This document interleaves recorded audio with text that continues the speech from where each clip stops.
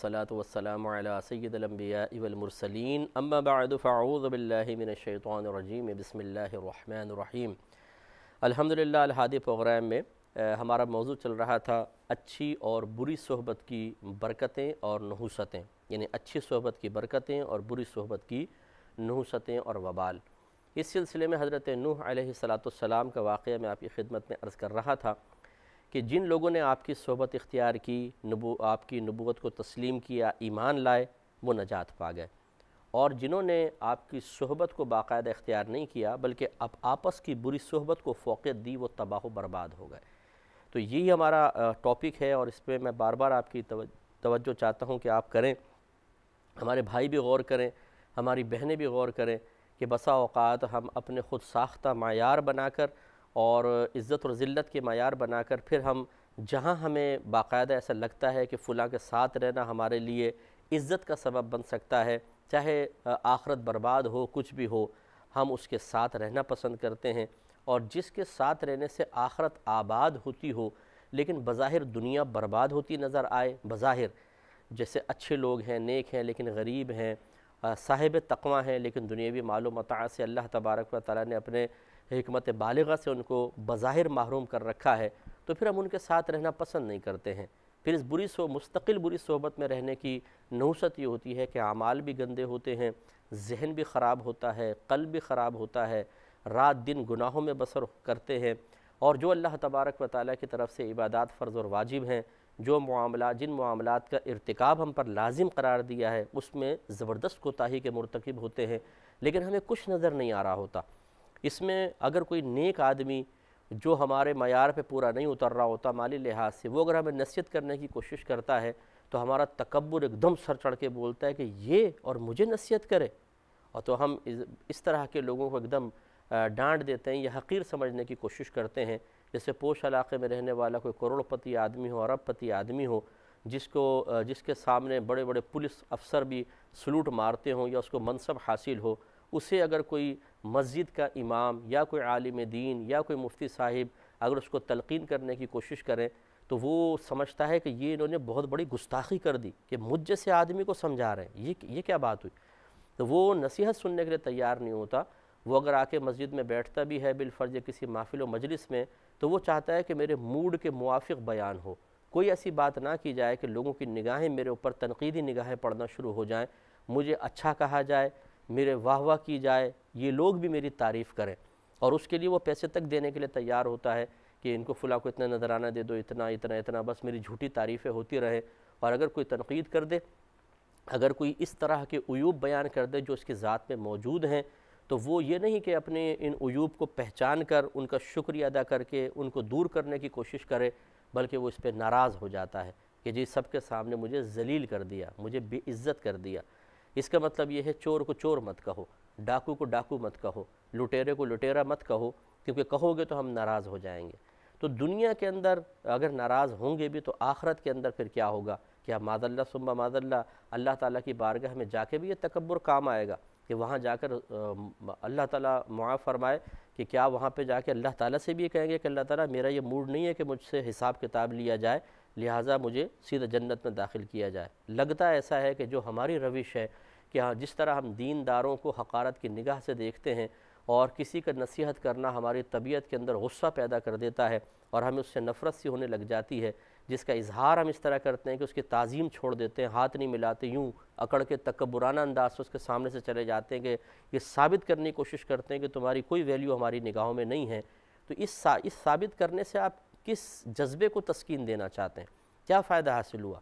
اگر آپ نے کسی کو عالم دین ہے، کوئی مفتی ہیں، کوئی نیک پرہیزگار آدمی ہے، اور آپ نے اپنی مالی طاقت یا افرادی قوت کی وجہ سے سب کے سامنے اس کو حقیر ثابت کر بھی دیا، تو کیا وہ اللہ تعالیٰ اس کے رسول کی بارگاہ میں بھی حقیر ہو جائے گا؟ تو دیکھیے پھر قرآن عظیم کہ کس طریقے سے نوح علیہ السلام کی قوم کے ظالم سرداروں نے، کافر سرداروں نے آپ کے ساتھ رہنے والوں کو نگاہ حقارت سے دیکھا، نبی کو نگاہ حقارت سے دیکھا، اور یہ جملہ دیکھیں، انہوں نے کہا کہ وَمَا نَرَىٰ لَكُمْ عَلَيْنَا مِن فضل، اے نوح ہم اپنے اوپر آپ کی کوئی فضیلت نہیں دیکھتے ہیں، یعنی آپ کے پاس نہ مال ہے، نہ دولت ہے، نہ کوئی بظاہر دنیاوی مناصب ہیں، تو پھر ہم کیوں آپ کی اطاعت کریں؟ یہ ہے وہ خراب قسم کا معیار جو بری صحبتوں اور گندی صحبتوں کی وجہ سے انسان کو جکڑ دیتا ہے، اور اس کے بعد اس کے ذہن کو مفلوج کر کے صرف ایک خاص جو اپنے موڈ کے مطابق ماحول، موڈ کے مطابق اسٹینڈرڈ ہے، اس کی طرف مائل کر دیتا ہے اور انسان تباہ و برباد ہو جاتا ہے۔ تو آپ نے شاید فرمایا کہ اب دیکھیں بات یہی چل رہی تھی کہ آپ نے نصیحت کی، تو جو کچھ اچھی صحبت والے تھے جو آپ کی صحبت میں رہے وہ ایمان لے آئے، جو دوسرے تھے وہ ایمان لے کر نہ آئے، اور آپ کے سمجھانے کے باوجود ان کو یہ توفیق حاصل نہ ہوئی۔ تو حضرت نوح علیہ السلام انہیں مزید سمجھاتے ہوئے فرماتے ہیں وَيَا قَوْمِ، اور اے میری قوم، لَا أَسْأَلُكُمْ عَلَيْهِ مَالًا، میں تم سے اس تبلیغ دین پر کوئی مال وغیرہ طلب نہیں کرتا ہوں۔ ان اجریہ الا علی اللہ، میرا اجر تو فقط اللہ کے ذمہ کرم پر ہے۔ وما انا بطارد الذین آمنوا، اور میں ان لوگوں کو اپنے سے دور کرنے والا نہیں ہوں کہ جو ایمان لا چکے ہیں، جو مسلمان ہیں، میں ان کو خود سے دور نہیں کروں گا، چاہے تم ان کو نگاہ حقارت سے دیکھ رہے ہو، چاہے تم مجھے یہ سمجھانے کی کوشش کر رہے ہو کہ ان کے ساتھ رہ کر آپ کی ویلیو ہماری نگاہوں میں گھٹ رہی ہے، ان کو چھوڑ دیں تو پھر ہم آپ پر ایمان لے آئیں، ایسا نہیں ہو سکتا ہے۔ اور ارشاد فرمایا کہ انہم ملاقو ربہم، بے شک وہ اپنے رب سے ملنے والے ہیں۔ جن کو نگاہ حقارت سے دیکھ رہے ہو، جن کو اپنی مجالس سے دور دیکھ کر یہ سمجھتے ہو کہ کتنے حقیر ہیں کہ ہماری مجلس کے قابل تک نہیں ہیں، لیکن میدان محشر میں ایک اور مجلس لگے گی، وہ مجلس نیکوں کی ہوگی، پرہیزگاروں کی ہوگی، اللہ کے مقربین کی ہوگی، جن میں ضعفاء ہوں گے، غریب لوگ ہوں گے، لیکن نیک پرہیزگار۔ وہاں پر تم یہ دیکھنا کہ تم مجرمین کی صف میں کھڑے ہوگے، اور یہ لوگ اللہ تعالیٰ کی بارگاہ میں مقربین میں ہوں گے اور اللہ تعالیٰ سے ملاقات کا شرف حاصل کریں گے۔ وَلَكِنِّي أَرَاكُمْ قَوْمًا تَجْهَلُونَ، اور لیکن میں تم کو نرا واضح جاہل قوم پاتا ہوں، کہ تم ایک جاہل قوم ہو، اس کے علاوہ میں تمہیں کچھ نہیں دیکھتا ہوں۔ اس سے دیکھیں معلوم ہوا، اب آپ اگر کسی مالدار آدمی کو ایسا کہیں، اس کو نیکی کی طرف بلائیں، اور وہ آپ کو حقارت سے نظر انداز کرے، اور آپ اس کو یہ کہہ دیں کہ تم تو نرے جاہل ہو، کہ بات ہی نہیں مان رہے ہو، نیکی کی بات نہیں تسلیم کر رہے ہو، تو وہ کس قدر سیکھ پا ہوگا۔ مجھے جاہل کہہ دیا۔ اللہ تبارک و تعالیٰ نے اپنے نبی کے ذریعے قرآن کے اندر یہ بیان فرمایا کہ اللہ کے نبی نے ان کو کہا کہ تم جاہل قوم ہو۔ معلوم ہوا، ذرا توجہ فرمائیے، کہ جو مال و دولت کے نشے میں، دنیاوی منصب کے نشے میں مبتلا ہو کر دینداروں کو نظر انداز کرے، حقیقی طور پر نیک عمل کرنے والوں کو، صاحب علم لوگوں کو نظر انداز کرے، کہ نبی قوم میں سب سے زیادہ صاحب علم ہوتا ہے، وہ قوم میں سب سے بڑا عالم ہوتا ہے، اور پھر ہمارے آقا صلی اللہ علیہ وسلم وہ تو نبیوں کے سے بھی زیادہ علم رکھنے والے ہیں۔ تو پھر ذرا غور کیجئے کہ جو اس طرح صاحب علم لوگوں کو حقارت کی نگاہ سے دیکھے تو یہ جہالت ہے، یہ بہت بڑی جہالت ہے۔ اب اس سے معلوم ہوا کہ بعض اس دنیا میں پڑھے لکھے جاہل بھی آپ کو ملیں گے، بڑی بڑی ڈگریاں ہاتھ میں ہیں، بڑے بڑے مناصب ہیں، لیکن وہ اس قسم کی جہالت سے اپنے آپ کو نہیں بچا سکتے کہ وہ حقیقتاً جس کو فوقیت دینی چاہیے اس کو فوقیت نہیں دیتے ہیں۔ انہیں اللہ کے نیک بندے جو علم سے بھی مزین ہوں اور باعمل بھی ہوں، وہ ان کو فوقیت دیتے ہیں جو فاسق ہیں، فاجر ہیں، شرابی ہیں، اور ہو سکتا ہے کہ شاید زنا میں بھی مبتلا ہوں، چوری چکاری، لوٹ مار، جھوٹ، فراڈ، ان چیزوں کو اختیار کر کے انہوں نے دنیا بہت ساری جمع کر لی ہے۔ ہم انہیں عزت کی نگاہ سے دیکھتے ہیں، ان کے احترام کے لیے کھڑے ہو جاتے ہیں، تو کیا یہ جہالت نہیں ہے؟ تو یہ بہت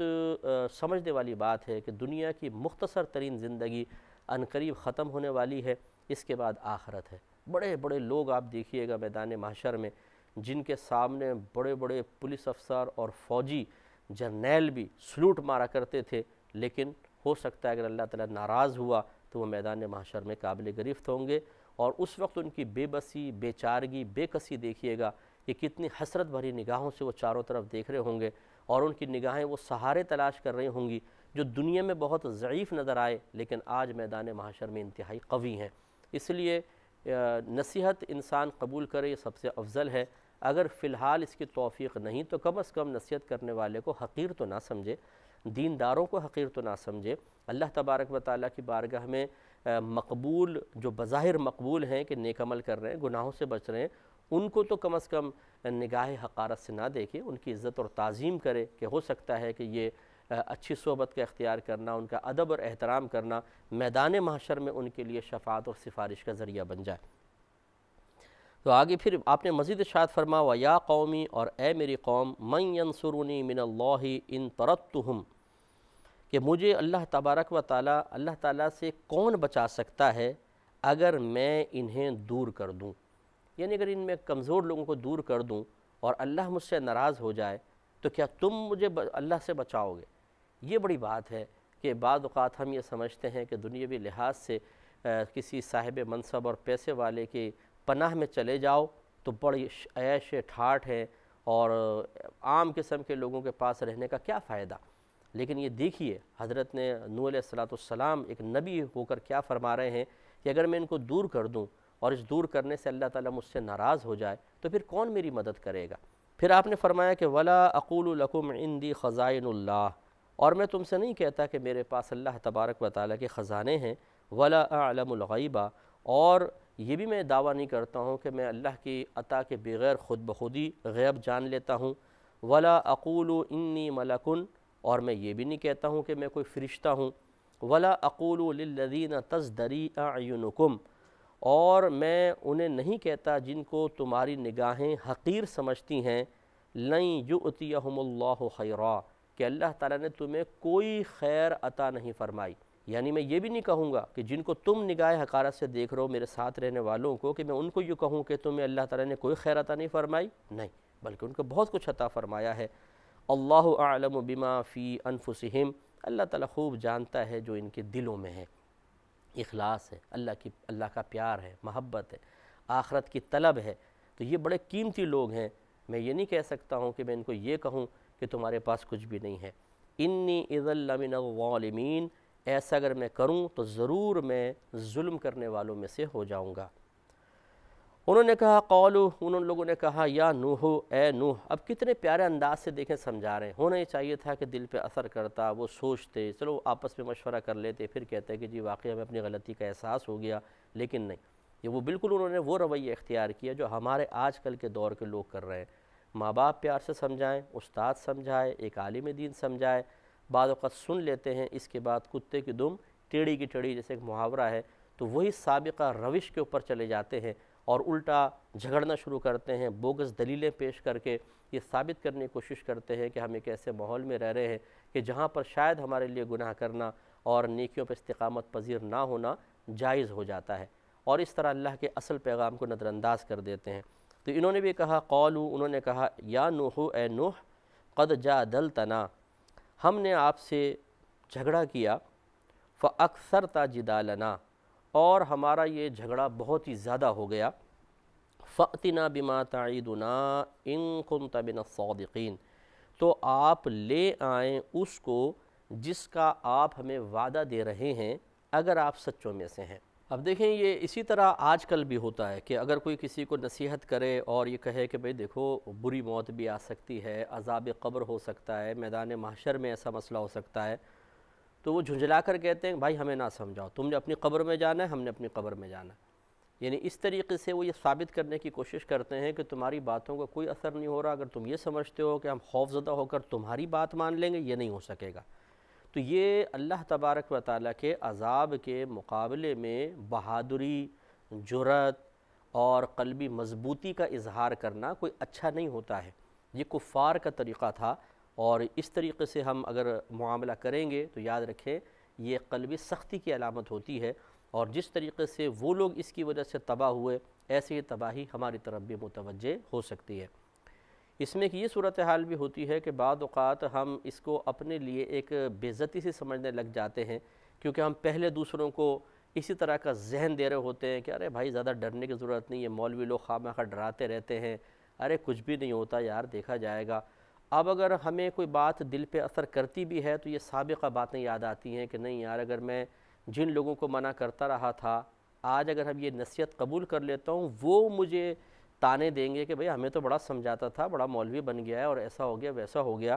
تو یہ بھی ایک وہی ہے کہ بری صحبت کی وجہ سے وہ شخص پہ سوچتا ہے کہ نہیں اپنے سابقہ موقف پر قائم رہو، اگر ان کی بات مان لی تو پھر پیچھے جو دوسرے لوگ ہیں وہ مجھ پہ طنز کریں گے اور میرا مذاق اڑائیں گے۔ اسی طریقے سے یہ لوگ تھے۔ تو تو یوں جو بھی ہمارے بھائی بہن سن رہے ہیں، پہلی بات تو یہ کہ اللہ تبارک و تعالیٰ کے عذاب سے بے خوفی یہ قطعاً غیر مناسب ہے، اور اس بے خوفی کا اظہار کرنا یہ بعض صورتوں میں کفر ہو سکتا ہے۔ دیکھیں، بے خوفی کفر نہیں ہے، میں اس کو نہیں کہہ رہا ہوں جیسے ایک شخص سے ڈر نہیں رہا، نماز نہیں پڑھتا، روزہ نہیں رکھتا، اور تو یہ اس بات کی علامت ہے کہ اس کے دل میں اللہ کے عذاب کا خوف نہیں ہے۔ یہ بے خوفی کفر نہیں ہے، ہونا چاہیے خوف لیکن کفر نہیں۔ لیکن ایک ہوتا ہے بے خوفی کا اظہار، جیسے آپ یہ کہیں کہ بھائی نماز پڑھو ورنہ اللہ تعالیٰ جہنم میں ڈال دے گا، اور وہ جواب میں کہے میں نے کو ڈرتا جہنم سے دیکھی جائے گی، کوئی بات نہیں، یہ ہے بے خوفی کا اظہار۔ تو عذاب الہی سے بے خوفی کے اظہار کو ہمارے فقہاء اسلام نے کفر لکھا ہے، کہ اللہ تعالیٰ نے جا بجا قرآن عظیم میں ڈرنے کا حکم دیا ہے، یعنی اللہ تعالیٰ سے ڈرو۔ جیسے مثال کے طور پر میں آپ کو سمجھا چکا ہوں کہ اللہ تعالیٰ سے ڈرنے کا مطلب اصل میں اس کے عذاب سے ڈرنا ہے۔ تو یہ کہنا کہ میں نہیں ڈرتا ہوں، گویا کہ اس قسم کی جتنی بھی آیات ہیں ان کا ایک طرح سے انکار کرنا یا صراحتاً ان کے خلاف جانا ہے۔ تو اس لیے فقہاء نے فرمایا کہ ایسا شخص دائرہ اسلام سے خارج ہو جائے گا۔ اس لیے جو ہمارے بھائی بہن ایسا کرتے ہیں وہ اللہ کی بارگاہ میں توبہ کریں، اور اگر اس سے پہلے آپ نصیحتوں کے معاملے میں، دین کے معاملے میں جرأت مند ہو کر بغاوت کا اظہار کر چکے ہیں، اور اب دل پہ کوئی بات اثر کر رہی ہے، تو اپنے ہم صحبت لوگوں کے طنز کا، ان کے مذاق اڑانے کی پرواہ نہ کریں۔ ان کے مطلب دل جیت کر، ان کو خوش کر کے، ان کو بظاہر مطمئن کر کے، اپنے سابقہ موقف پر ڈٹ کر، اور ان کو مطلب ایک یہ ثابت کر کے کہ دیکھو میں کتنا استقامت پذیر ہوں، آپ کو کوئی فائدہ حاصل نہیں ہوگا۔ ان کو چھوڑ دیں اور آپ دین کی طرف آئیں، اللہ کی طرف آئیں، اس کے رسول کی طرف آئیں، اور دینداروں سے آپ رابطہ رکھیں، اچھی صحبت اختیار کریں تو برکت حاصل ہوگی۔ آپ نے ارشاد فرمایا، اب انہوں نے دیکھیں یہی کہ بہت جھگڑا ہو گیا آپ سے ہمارا، اب جس چیز کا آپ نے وعدہ کیا وہ اگر لے آئیں، اگر آپ سچ کہہ رہے ہیں تو اس کا مطلب ہے کہ ان کی سچائی میں بھی ان کو شبہ ہے۔ قال حضرت نوح علیہ السلام نے ارشاد فرمایا کہ انما یأتیکم بہ اللہ، کہ وہ عذاب تو تم پر اللہ تبارک و تعالیٰ ہی لے کر آئے گا انشاء، اگر وہ چاہے گا۔ وما انتم بمعجزین، اور تم اللہ تبارک و تعالیٰ کو تھکانے والے نہیں ہو۔ ولا ينفعکم نصحی ان اردت، اور تمہیں میری نصیحت کوئی نفع نہیں دے گی اگر صرف میں ارادہ کروں، ان انصح لکم، کہ میں تمہیں نصیحت کروں، یعنی اگر میں یہ ارادہ کروں کہ میں تمہیں نصیحت کروں، میری نصیحت تمہیں نفع پہنچائے، صرف میرے ارادے سے ایسا نہیں ہے۔ ان کان اللہ یرید ان یغویکم، اگر اللہ تبارک و تعالیٰ اس بات کا ارادہ رکھے کہ وہ تمہیں تمہارے حال پر چھوڑ کر گمراہی کا راستہ تمہارے لیے آسان کر دے، تو پھر میں یہ نہیں کہتا ہوں کہ میری نصیحتیں تم پر اثر انداز ہو جائیں گی۔ کہنے کا مطلب یہ ہے کہ جو تم ٹال مٹول کر رہے ہو نا، میری نصیحتیں نہیں مان رہے ہو، تو میں نے کہاں یہ دعویٰ کیا کہ میری نصیحت میں اتنا اثر ہے یا مجھ میں اتنی تاثیر ہے کہ میں تمہارے ذہنوں کو بدل دوں گا۔ یقیناً جو تم انکار کر رہے ہو، اللہ تعالیٰ نے تمہیں تمہارے حال پر چھوڑ دیا ہے، اپنی تائید غیبی تم سے ہٹا لی ہے، اپنی رحمتیں تم سے پھیر لی ہیں، تو اس وجہ سے تم ایسا کر رہے ہو۔ تو اس لیے میرے لیے کوئی کمزوری کا پہلو نہیں ہے، یہ کوئی میرا ویک پوائنٹ نہیں ہے کہ جی آپ کا تو کوئی عمل، کوئی نصیحت اثر ہی نہیں کر رہی، بلکہ اللہ تعالیٰ نے تمہارے لیے یہ ارادہ فرمایا ہوا ہے، اب اس کا انجام بھی تمہیں ہی بھگتنا ہوگا۔ انشاءاللہ نیکسٹ پروگرام میں اس واقعے کو بھی کمپلیٹ کریں گے اور مزید اس پہ تبصرہ کریں گے۔ وآخر دعوانا ان الحمدللہ رب العالمین۔